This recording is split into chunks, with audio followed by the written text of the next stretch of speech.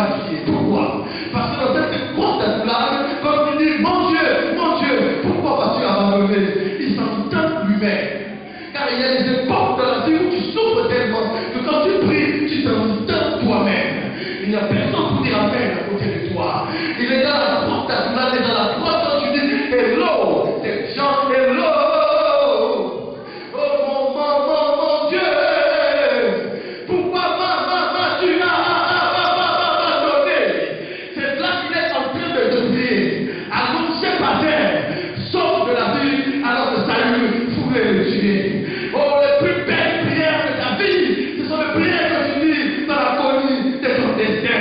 Les plus belles chansons sortent de la vie, alors qu'on est en train de le poursuivre. C'est là que les prières naissent. C'est là que la vie de Dieu se tisse. Et c'est là que l'Éternel a dit, ouf, ce garçon, il risque de perdre la tête. Il faut qu'on puisse en effet sa une. C'est de là qu'il est devenu roi et bon, et c'est de bon qu'il est devenu roi à Jérusalem. C'est de la porte à Toulane. Et c'est un endroit perdu où tu es seul, dans une grotte. Et puis tu te demandes quoi mon demain sera fait. On m'a dit que j'ai la promesse. Ok, j'ai la promesse. Tout le monde sait que j'ai des ambitions. Oui, j'ai des ambitions. Mais comment est-ce que cela se produira? Cette maison de Eli, là, ça va t'arriver. Ce n'est plus la période où tu dis le pasteur m'a abandonné. Non. C'est le Seigneur m'a abandonné. Je prie, je n'ai pas de résultat. J'informe le ciel et fait les faits. Et les rien sur ma tête. Et rien là, ça va t'arriver. Le miracle de sa vie était aussi grand que le miracle de sa mort. Parce que dans sa vie, nous avons vu la manière dont il est né. Il a marché sur le sol, ressuscité les morts. On a vu la puissance de Dieu, le grâce de Jésus, la puissance de Dieu dans son corps. On a vu le Père de Dieu, multiplier le Père. On a vu la gloire de Dieu dans son corps.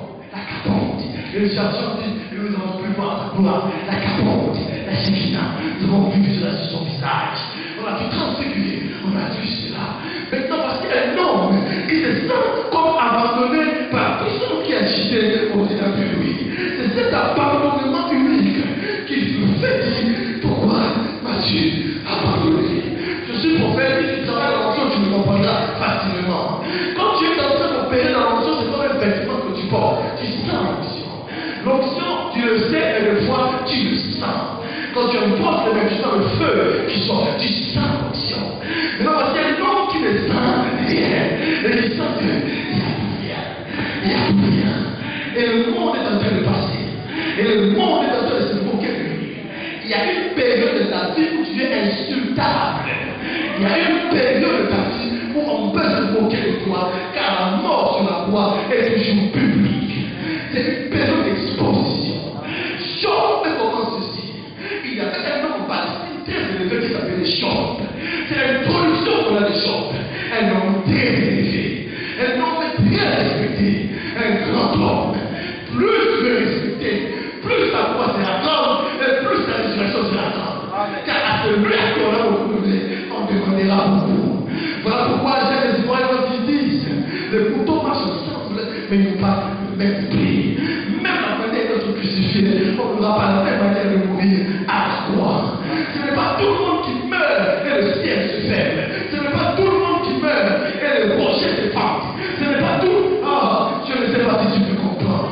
Dans sa manière de mourir, il y avait un abandonnement unique, une manière divine de se sentir abandonné par Dieu. Quand il dit mon Dieu, ce n'est pas la même chose comme quand moi je dis mon Dieu, c'est se sentir abandonné par soi-même parce que c'est lui Dieu qui s'est fait cher. C'est très difficile de se battre avec soi-même. C'est facile de se battre avec les gens. Ce n'est pas facile de se battre avec soi-même. Et la colère du destin est une saison pour Dieu t'emmène à prendre des décisions sur ta vie. Et pour cela, tu dois te battre avec toi-même. Et c'est là que tu te sens abandonné tellement que les gens commencent à se moquer et te disent, si toi tu es vraiment le Fils de Dieu, le sang de la croix.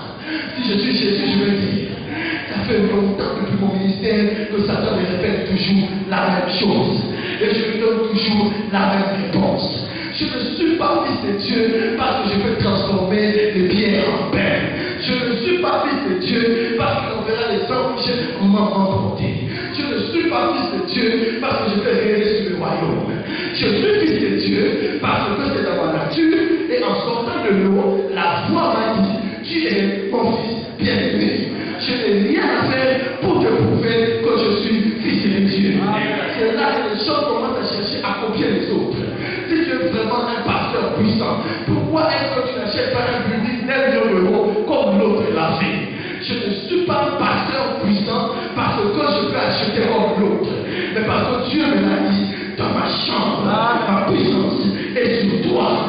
Je ne sais pas si tu comprends. Beaucoup de gens étaient à la croix et ils sont descendus de leur croix parce que les gens leur ont dit, si tu es vraiment le fils de Dieu, pourquoi c'est que tu es souffrant dedans de la croix? Et ils ont raté leur résurrection à cause des hommes. C'est à la croix qu'on est exposé, mais c'est dans cette exposition qu'on apprend à être sourd. C'est là qu'on apprend à être muet. Une petite parole peut arrêter le processus de la mort et repousser encore ta croix. Cela me fera te repousser la date de ta résurrection. Je ne sais pas si tu me comprends. J'ai appris à me taire ma chose. Je l'ai appris, ce n'est pas possible. J'ai appris à fermer ma bouche quand on dit n'importe quoi. Car j'ai appris que le temps est un allié du chrétien.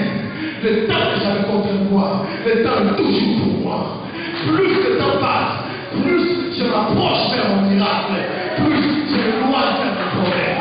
Il ne faut pas que je passe dans le sens, plus le temps passe, plus moi je... Non. Plus le temps passe, plus je m'approche de la date de mon miracle.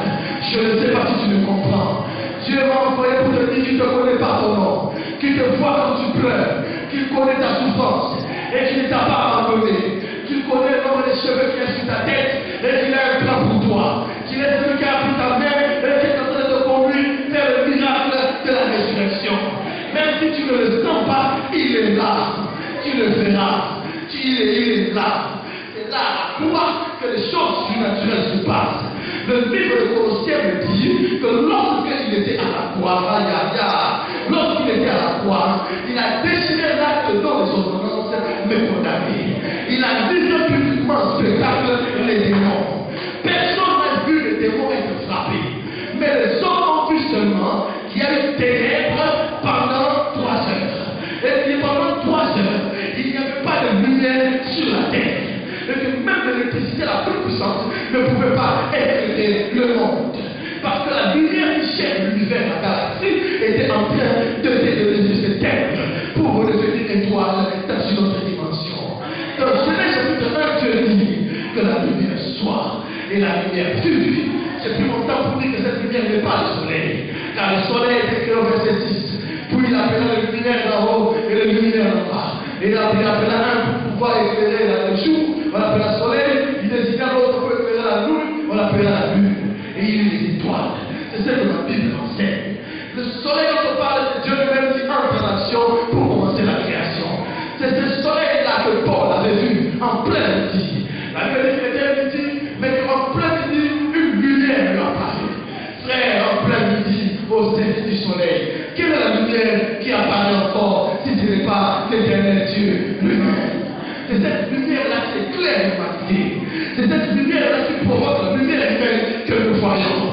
C'est cette lumière-là qui contrôle les galaxies, les planètes, les étoiles. C'est cette lumière-là. Et pendant 3 heures, la lumière n'était pas là. Parce que la puissance de Satan qui règne dans le ciel est en train d'être renversée. Au travers de la croix, il y a quelque chose qui se passe. Les esprits qui règnent dans ta famille tombent. Tu ne peux pas régner sur ce que tu n'as pas pu confronter. Je m'explique. Tu ne peux pas régner sur les esprits que tu n'as pas pu affronter. Ce que tu n'as pas pu affronter, tu ne peux pas le conquérir. C'est au travers de la croix qu'il affronte Satan. Et c'est au travers de la croix qu'il arrive à vaincre Satan. Car un homme était malade pendant longtemps. Et quand Dieu l'a guéri d'une manière miraculeuse, très souvent, il obtient le don de guérison pour les autres. Pourquoi? Car il n'a pas seulement la puissance pour guérir les malades, il a le pouvoir pour guérir les malades. La Bible dit dans le livre de Luc, puis il a la puissance et l'autorité. Dans notre version, on dit la puissance et le pouvoir de chasser les démons. La puissance, c'est l'onction. Le pouvoir, c'est le manteau, l'autorité, les grâces. les galons qu'on a avec Dieu. C'est comme un militaire qui a une arme, qui est sa puissance, mais qui n'a pas le mandat de l'utiliser, qui est son autorité. C'est comme cela que les gens ont chassé les démons, et les démons disent, mais vous êtes qui? Vous êtes qui? Paul, je le connais, mais toi tu es moi. Parce que chaque fois que nous passons par les souffrances avec Dieu, nous gagnons des grades avec Dieu. Ah, je ne sais pas si tu comprends. C'est cette onction-là qu'on ne pourra jamais avoir dans une position de main. Il y a une onction que tu n'auras jamais par une position de main. Tu dois la tenir par le principe de la souffrance. C'est pour cela que dans la Bible, toutes les femmes stériles ont mis au monde des enfants dignes et des sages. Parce que chaque fois qu'il a de prier, sa prière devenait une bonne onction pour l'enfant Samuel qui allait naître. Chaque fois que Rachel se lamentait, sa prière devenait une prière d'onction pour l'enfant Joseph qui allait naître. Chaque fois qu'Elisabeth priait, sa prière devenait une prière d'investissement pour l'enfant Jean-Baptiste qui allait naître. Chaque fois que les parents de Samson priaient, leur prière devenait un investissement céleste pour l'enfant qui allait naître. Ne te moque pas de ma stérilité. Ma stérilité est mon investissement. Je ne sais pas si tu me comprends. Ça peut prendre du temps, mais je ne sais pas ce que Dieu peut faire avec moi. Chaque gloire a son histoire. À chaque fois que tu vois une gloire, cherche à connaître son histoire. Car chaque gloire a son histoire. Il y a toujours une gloire derrière son histoire. Et si tu n'aimes pas mon histoire, c'est quand même mon histoire. C'est l'histoire de ma gloire. C'est mon histoire. C'est mon chant. Alléluia. C'est l'histoire de ma vie. Elle est là. Le sang est en train de couler. Le sang coule au travers de ses mains. Afin que moi, je ne pousse plus à voir l'improductivité dans mes mains. Il paiera l'œuvre de mes mains. Ce sont ces mains-là qui ont permis les apôtres et qui leur ont donné la puissance pour prêcher l'évangile. Ce sont les mains percées. Ce sont les mains percées qui ont le pouvoir de bénir ceux qui vont passer eux aussi par la croix dans le futur. C'est celui qui est passé par la croix qui peut t'encadrer pour ta croix, car Jésus savait que les apôtres aussi à leur tour allaient être martyrisés. C'est lui-là qui les a bénis. La Bible dit que le sang coulait au travers de ses pieds, car on l'avait troué au travers de ses pieds, afin que ses pieds, la plante de ses pieds, ne soient plus au travers pour moi, afin que pour nous autres, que nos pieds ne soient plus des adresses qui marquent l'empreinte de Satan dans notre vie, mais que nous soyons plantés dans la maison du Seigneur. Alléluia. La Bible dit que nous serons plantés dans la maison du Seigneur. Ce sont ces pieds-là que quand il a vu dans l'Apocalypse, il dit c'était comme de l'airain poli. De l'airain poli, c'est tout noir. Peut-être que c'était les pieds noirs. Alléluia. C'est ça qu'il a vu dans l'Apocalypse. Ce sont ces pieds-là et le sang coulé. Mais que cela, le sacrifice n'était pas total. Aussi longtemps que les septième blessure n'était pas intervenue, on devait le transverser la corde. Afin que de la même manière que l'Église était née, plutôt qu'elle était née au travers de la croix d'Adam, que l'Église puisse naître au travers de Jésus à la croix.